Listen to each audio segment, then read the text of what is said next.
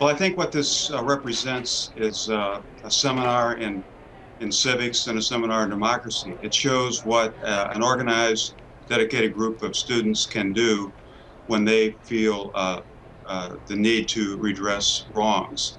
So the fact that they stuck together and the fact that they accomplished their goal says a lot for uh, the organization. Let's face it, protest is American. It's a right of democracy. It's uniquely uh, uh, part of what we do in the United States of America. And I'm congratulate the students on achieving their goal. So you probably heard the words of President Wolf. He said this will be met with joy and sadness. And there are those who are upset over this, even suggesting that if football players had walked off the field, that they should suffer the consequences in the way of having their scholarships pulled as well. So there is another side of this issue as well.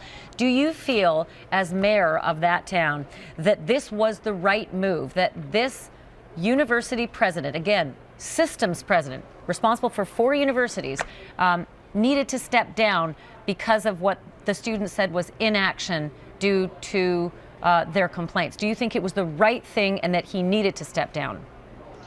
I respect the president's decision, and I think that it will allow healing to occur. Let me say this. Columbia, this is a Columbia problem. This is a Mizzou problem.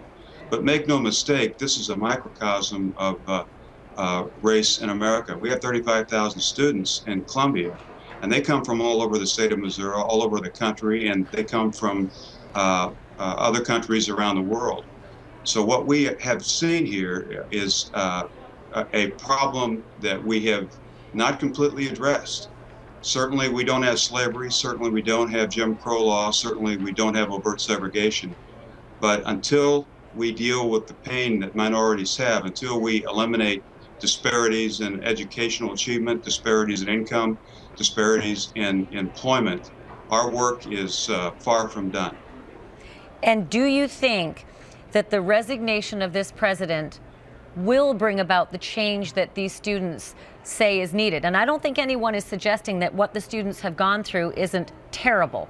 No one should be subjected to racial epithets. No one should be subjected to slurs on the street.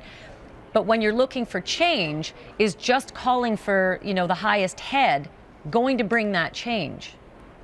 I think you'll see a series of initiatives at the University of Missouri. There'll be a continuation of initiatives at the city level. And I think you'll see these initiatives around the country at all institutions of higher education. Change is hard, change is difficult, change will take time. I think it's unrealistic to expect the problem to be solved today at this point. This is a conversation. As I said before, we have a lot of work to do. We're only done when every student has the freedom to fulfill her hopes and dreams, unimpeded by prejudice or racial epithets.